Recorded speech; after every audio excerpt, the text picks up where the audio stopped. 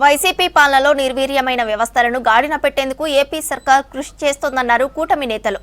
ఎన్నికల్లో ఇచ్చిన హామీలను నెరవేర్చేందుకు శ్రమిస్తున్నట్లు చెప్పారు. అన్ని రంగాల వారికి న్యాయం జరిగేలా ప్రణాళికలు చేపడుతున్నట్లు తెలిపారు కూటమి నేతలు.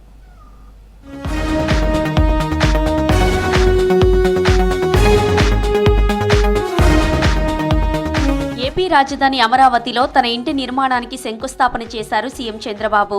వేద పండితుల ఆధ్వర్యంలో కార్యక్రమం జరిగింది. సీఎం చంద్రబాబు దంపతులు, మంత్రి నారా లోకేష్ దంపతులు ప్రత్యేక పూజల్లో పాల్గొన్నారు. సెక్రటేరియట్ వెనుక E9 రహదారి పక్కనే 5 ఎకరాల విస్తీర్ణంలో ఇంటి నిర్మాణం జరగనుంది. రాజధాని కోర్ ఏరియాలో వెలగపూడి పరిధిలో సీఎం చంద్రబాబు నాయుడు నివాసం ఉండనుంది.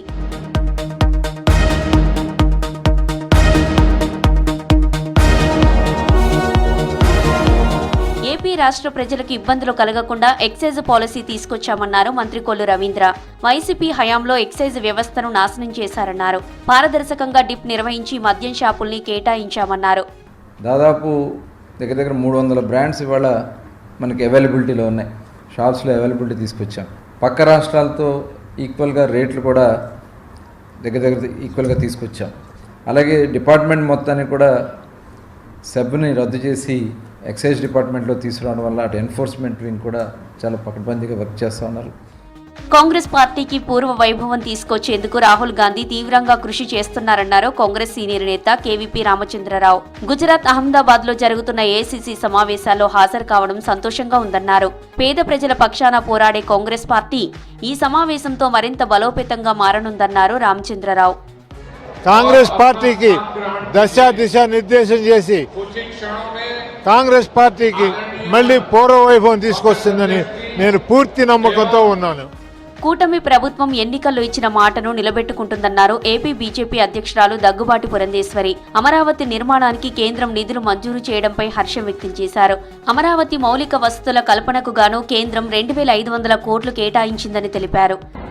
నరేంద్ర మోడీ గారి నాయకత్వంలో ఉన్నటువంటి కేంద్ర ప్రభుత్వం, అదేవిధంగా ఆంధ్ర రాష్ట్ర భారతీయ జనతా పార్టీ అమరావతియే ఆంధ్రప్రదేశ్ రాజధాని అన్న విషయానికి కట్టుబడి ఉన్నటువంటి విషయాన్ని ప్రజలందరికీ కూడా మేము గుర్తు చేస్తున్నాం.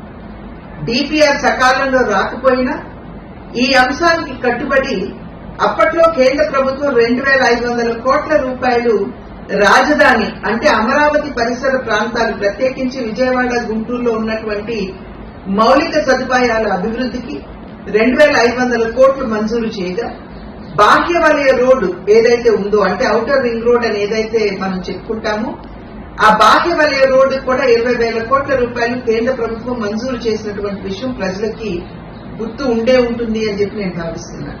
సింగపూర్ అగ్ని ప్రమాదంలో గాయపడ్డ AP deputy CM Pawan Kalyan చిన్న కొడుకు మార్క్ శంకర్ కోలుకుంటున్నాడు. నిన్న ఐసీయూలో చికిత్స అందించిన డాక్టర్లు ఇవాళ స్పెషల్ రూమ్ కు మార్చారు. అగ్ని ప్రమాదంలో మార్క్ శంకర్ కు ఊపిరితిత్తుల్లోకి పొగ వెళ్లింది.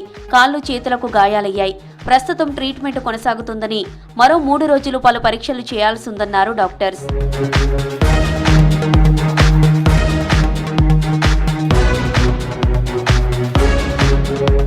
గోదావరి బనకచెర్ల లింకు ప్రాజెక్టుపై ఏపీ ప్రభుత్వం దూకుడుగా ముందుకు వెళ్తోంది. ప్రాజెక్టుపై జలహారతి పేరుతో కార్పొరేషన్ కూడా ఏర్పాటు చేసింది ఏపీ సర్కార్.